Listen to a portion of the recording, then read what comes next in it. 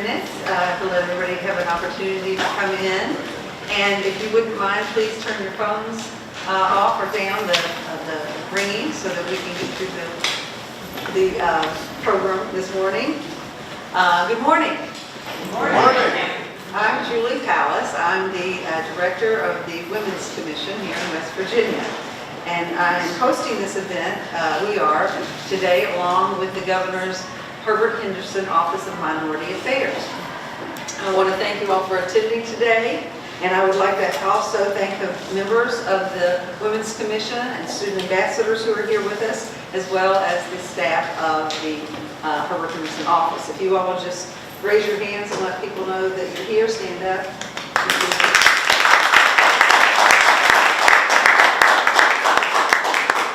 Also, I would ask that any appointed or elected officials that are here with us to wave or stand up and let us know that you're with us.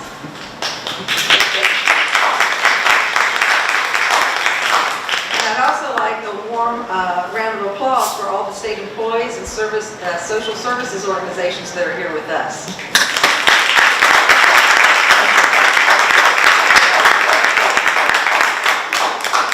And we know that teachers are state employees, correct? Yes. We're here today to celebrate Women's History Month in West Virginia with the spirit of peace, unity, and inspiration. We're here to honor women that came before us. So let's have some audience participation. Can anyone name for me the first woman in black and white on the poster? Mother Jones, correct. Correct. The second person?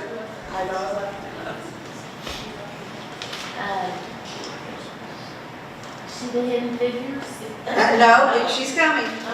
She's Mildred Bateman Mitchell. Oh. She is a mental health administrator, first executive cabinet member, African American woman in the state.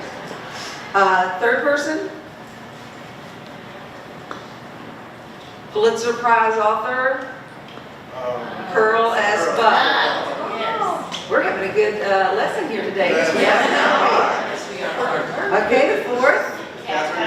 Catherine Johnson, mathematician and physicist. And the fourth person? You all probably heard of her. She's a folk musician, well known over the years. No, her name is Hazel Dickens. She does bluegrass and picking and... All right, that's good. Now you know a little bit more than when you walked in here, right? All right, we're also here today to honor women, to honor and hear from women that are making history now in West Virginia, and also to honor women that will make history in the future. As it was in the past, is currently, and will be in the future, it is so important for women to have a voice, to be heard politically, socially, economically, individually, and collectively. We do so for our daughters, our mothers, our sisters, our community, and ourselves. I am proud and honored to stand before you today to celebrate Women's History Month in West Virginia as we stand in solidarity with other women in the United States and across the world to have equal participation and full endeavors in every walk of life. In fact, the Women's Commission will be hosting the 2018 Legacy for Women Awards at West Virginia State University. And up here I have nomination forms and also the names of the awards are named after women in history. So for example, they are Lena Lowe Yost, who led the drive for women's right to vote. We have Susan Du Hoff Award for the first woman who was licensed in the state to be a physician. We also have Anne Catherine Flagg, who was a teacher, playwright, actress, and through her work transcended racism and campaigned for black voter registration. We have 8 categories, and we hope that you will pick up one of these nominations and nominate a woman in our state, who I'm sure you have many of you know that have accomplished a lot for us here. If you'd like to attend that event, it's going to be on March 29th Thursday at State, and you can RSVP to me directly, or I left a list up there that you can write your name and email down for us so we know that you'd like to come. All right, and now it is my privilege to introduce to you a great supporter of the Women's Commission and the Executive Director of the Governor's Herbert Henderson Office of Minority Affairs, who will say a few words and read the Governor's Proclamation. Please help me in a warm welcome to Dr. William White.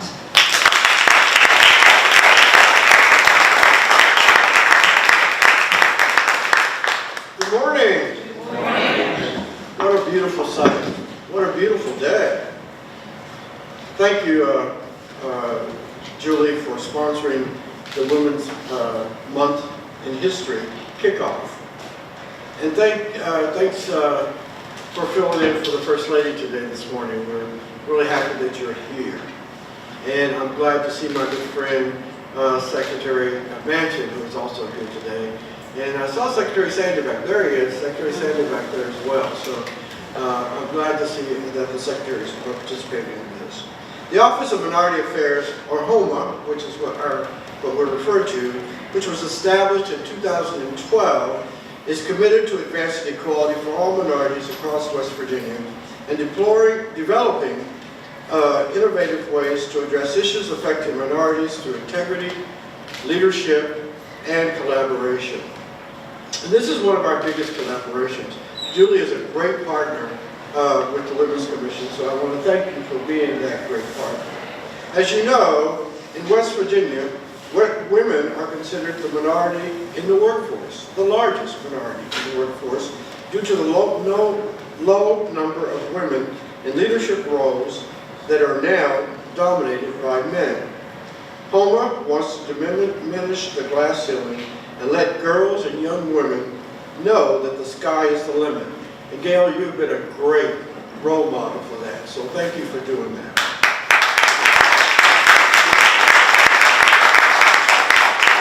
Excuse me for calling you Gail, Secretary.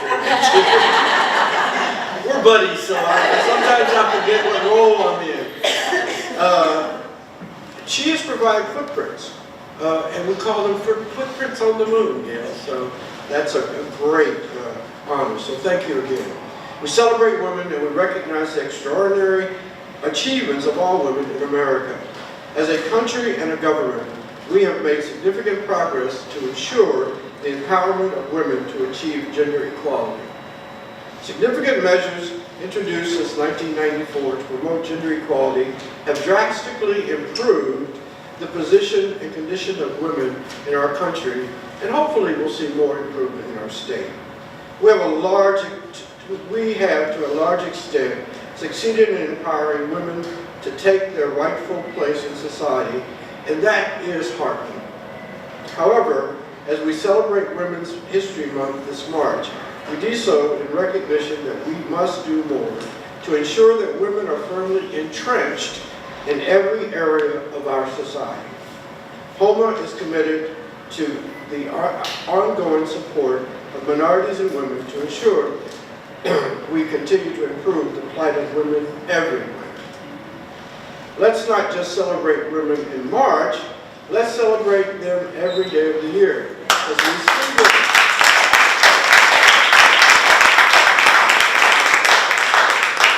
We hope we can count on each and every one of you in this room to continue the efforts to eliminate barriers for women and girls in West Virginia. Thank you.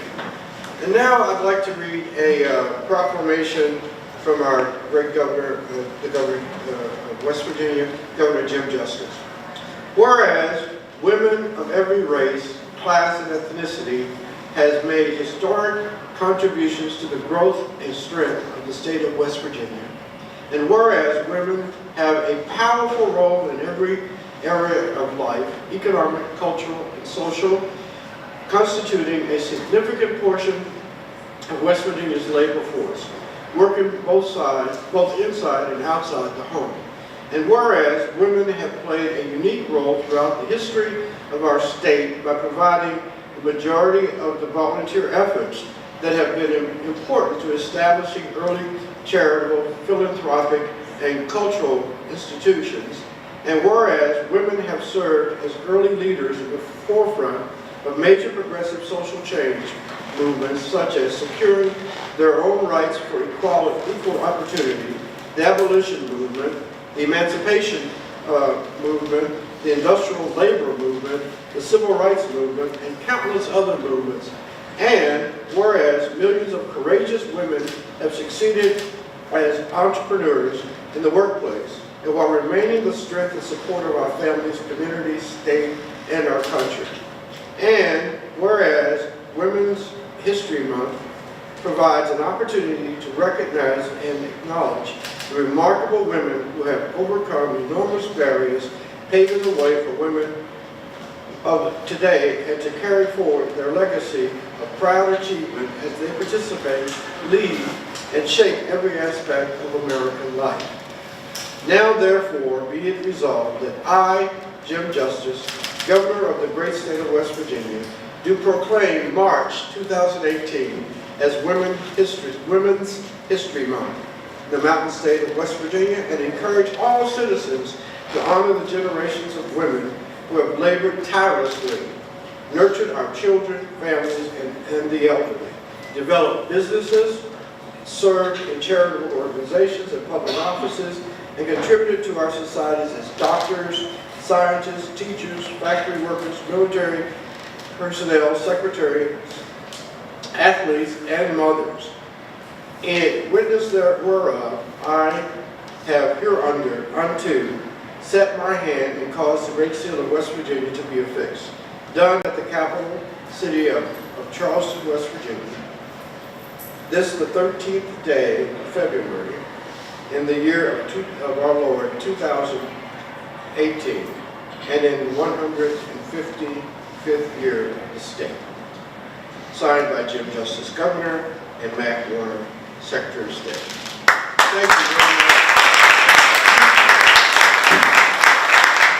And we encourage all of you to participate in the events that the Women's Commission will be having this month. Thank you very much.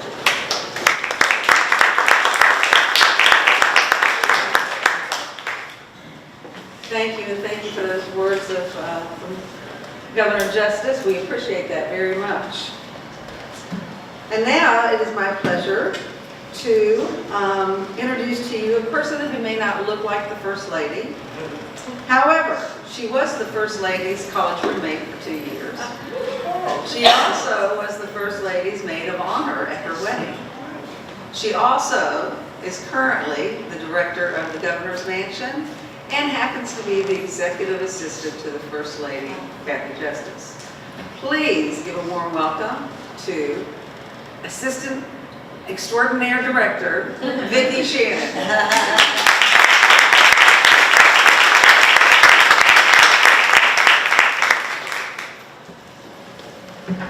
Hi, everyone. Thank you all so much for coming out on this rainy day. Sometimes it's a bit challenging to get here in the traffic, and it's just nice to see so many nice faces out there. And on behalf of the First Lady, I would like to welcome you. And Dr. White, we know women do everything that's in that proclamation, and they do so much more too.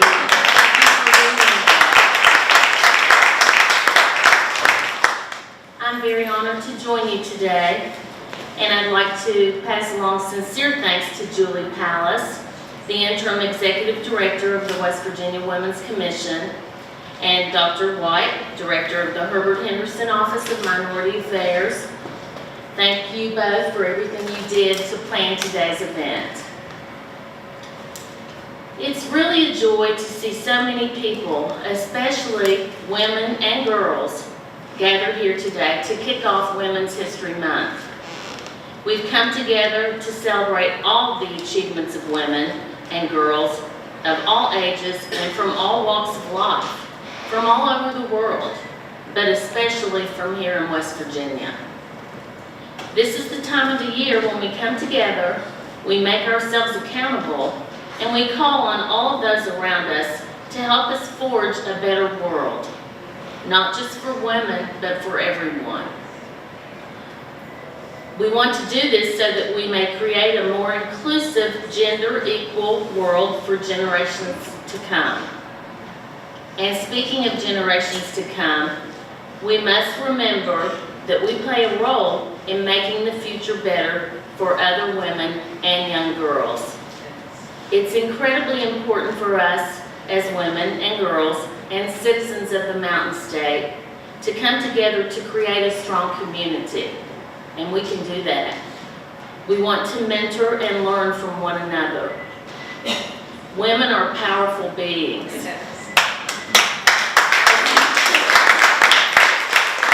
Especially when we work together to achieve the common goal. We must encourage each other to communicate with our state leaders to let them know what is important to us.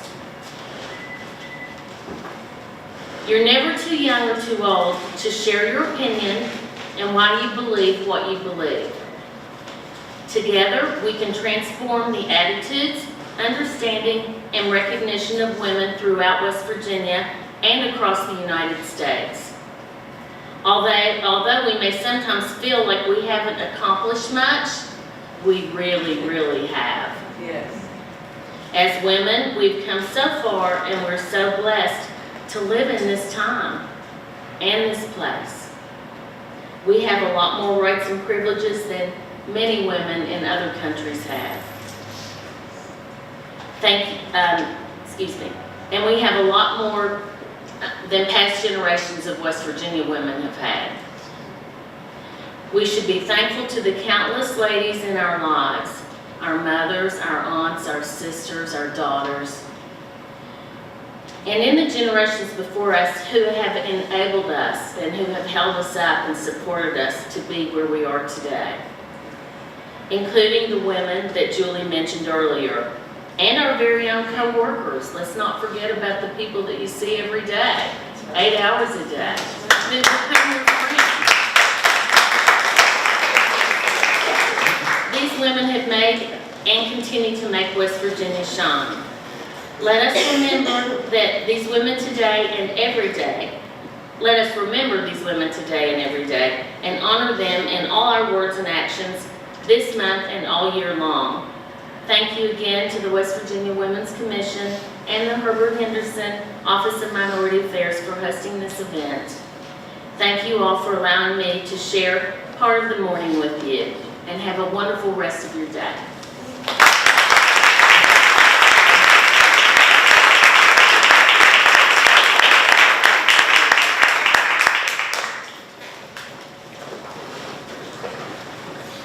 So glad you could be with us today. I also now have the great pleasure of introducing to you an educator and an educator that has served on many national and state boards, including the State Board of Education. She is a former First Lady of our great state, and she is currently the Cabinet Secretary for the Department of Education and the Arts. Please provide a warm welcome for Madam Secretary Gail Manchin.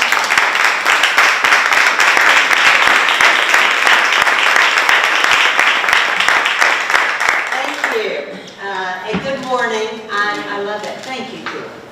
I tell the cabinet secretaries all the time when we have our meetings that I am the only Madam Secretary in West Virginia.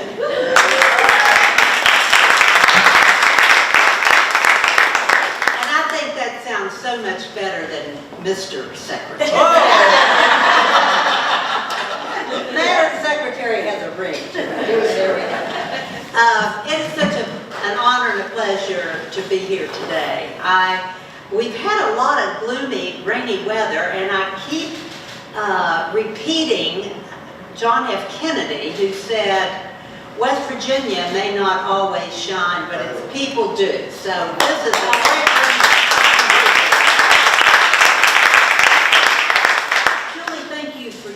comments, and Dr. White, yours as well as the proclamation, and Vicki for your comments on behalf of the First Lady.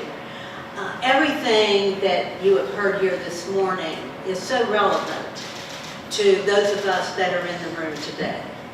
For those who have gone in front of us and really opened the road so much more, opened doors, went through glass ceilings, so that we can be where we are today. And that is so important that we think about that we ponder on it, that we reflect on it, and that we appreciate the opportunities and choices that we have in our lives that our ancestors and the many great women that came before us did not have. And when you think about it, we live in such a tumultuous time in many ways. The world is sort of a scary place right now. And certainly things in our own country are in upheaval.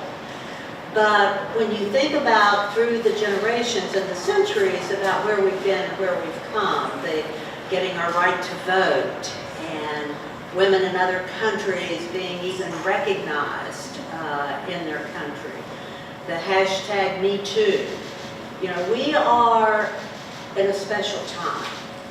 And I think as a result of that, it is really important that each and every one of us stand tall for ourselves, for our families, for our children. And as the Secretary of Education and the Arts, I thought it only appropriate that I talk to you just a little bit today about thinking about people that are models for us and how important it is in our lives to have people that we look up to, that we think, boy, I wish I could be like them. I'd like to be able to do some of the things that they're doing. And I say that about the arts because whatever profession, I think we all have passions in our life. And they may be passions around music or art or theater or dance or something that brings joy to our lives outside of our jobs every day. Now my passion happened to be dance.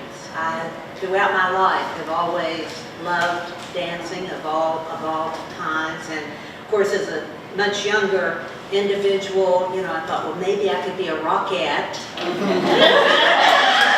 but I wasn't tall enough. Because the Rockettes came to Charleston, actually, while Joe was governor and I was first lady, and I asked him about the requirement. I thought maybe it wasn't too late. And no, I couldn't make the cut. And then I thought about the New York Ballet, but I was never good enough. But the point was that I dreamed. I had dreams about my passion. And so one of my very favorite people that I looked up to and read about was Martha Graham, who was a great innovator and leader in dance, not only in our country, but across the world. Her innovation into thinking more about dance as a movement rather than a very structured step-by-step, and how you live the music and you feel. And so there is in the world today dance called the Graham movement that uses that Graham movement or the Graham structure in their dance technique. And so to me, that was one person, aside from my mother and my grandmother teaching, but this is going back to this passion. And I talk about this because I think it's important for all of us, and men as well, that we are able to think about and sort of live our passion through our history and through our present. And sometimes when you look at these people and things that they said, they resonate. Now, Martha Graham said, dance is the hidden language of the soul of the body. And I think that's what I'm reaching out to you today about, is our soul. And living and allowing our soul to breathe and live. And she said, great dancers are not great because of their technique. They are great because of their passion. I think that's what we speak of today. movement never lies. It is a barometer telling the state of the soul's weather to all who can read it.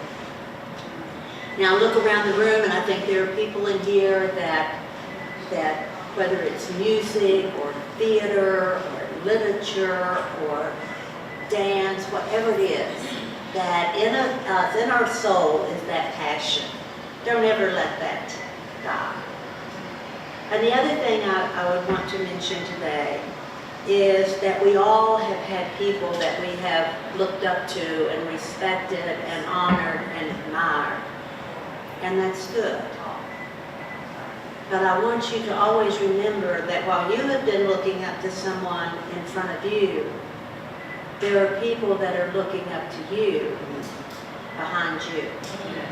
Every day, we are a model, an example to women, young people around us. And so I always, when I'm speaking to young people in schools, I always say, remember that. Remember that whatever you're doing, whatever you're saying, someone's watching you. And they're looking at you to be their leader, to be their guide, to be their example of how they should act in their own lives. We have so many opportunities in our lives every day to be that good force for change, for moving forward. And you talked about that, Vicki, how we have these opportunities to be these examples. And so I just encourage each and every one of us to do two things. Be that model for that person behind you that needs your strength and support. And the other thing I would encourage you to do is go home and Google All right. your passion. And who is that individual out there that reflects what you love and dream about in your life? Thank you for being here. Thank you for being a part of this. And try to stay dry.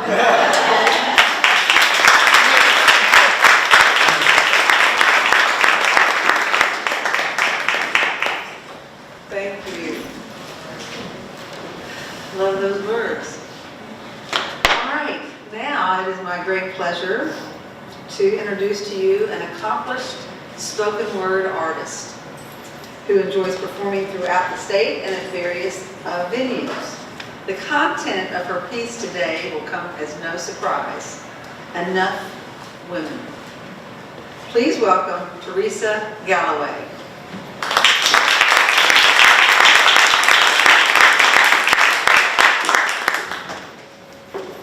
Good morning. Good morning. I am honored to be here this morning to share the same platform as so many moguls who have stood before me. So I thank all of you for being here this morning, and I am very grateful to have a space in the building. So the name of the poem that I wrote is called Enough Women, because I think as women we struggle a lot of times with feeling like we're enough. There's a lot of pressure on us to be everything all the time, every time, and we aren't enough. We are enough women. I stand before you today, completely covered in bruises that you can't see. And there are cuts that you can't keep from bleeding, wounds that you can't keep from infection, until your injection of confidence in me affects my dominance of all the voices around me reiterating that I'm not enough. So because of you, woman, because of you, women, I am strong and brave enough to proclaim today, as women, we are enough. We are enough with straight hair or afro puffs, with or without a hijab. We are enough with or without degrees. And trust me, I know this because our children are satisfied just with us singing the ABCs and reading the same night-night book 3 months in a row. And I know it's mighty cliche because it doesn't always feel this way, but they love us just the way that we are. We are enough. We are enough even when we ask for help with an oil change or with deadlines. We are enough if we work the drive-thrus or the corporate meetings. And where we stand is the foundation for all the children that we have birthed and also the ones that we didn't. We sow beautiful seeds into our communities and spouses and friends and coworkers, and we do it with red lipstick and black pumps. And we sing and we pray for the fears of our loved ones to not stop them from becoming great. We dance in storms and we always forget our raincoats. And it's something about that rain.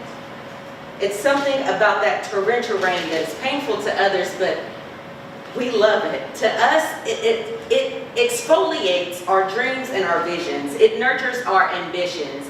And we realize that only the toughest flowers last through torrential rain. And more often than not, we look forward to the flood that others run from. We embrace it because we know it's meant to come and clean out all of the sludge that keeps us from being our best and full potential. We are like the water from our rivers, and we just don't need a filter. We are enough as single mothers, as barren women, as wives or as friends. Our stories never end because consistently we birth more than just kids.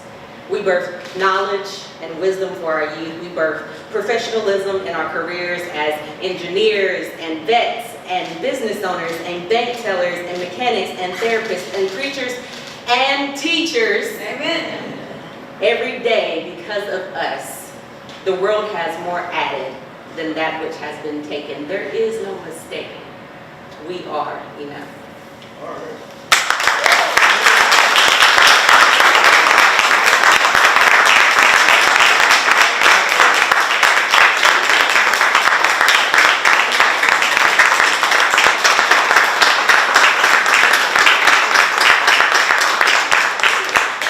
My goodness gracious. Thank you so much. I think we all have felt that and got to feel it even more today. Thank you so much. I want to thank our distinguished guests for being with us and all of you for attending our celebration today. I also wanted to let you know that the West Virginia State gift shop is giving 10% off today at the Culture Center if you just say that you're celebrating Women's History Month. So you want to go shop, take a walk over to the Culture Center. I also wanted to say, don't forget, please, to pick up the nomination form so that you can nominate a woman that you believe should be honored in March during Women's History Month. In closing, I just want to say that each of you matter. Your talents are needed, and your voices must be heard. So, go forth, be equal, and live your passions. Live your passions. Thank you all for being here today.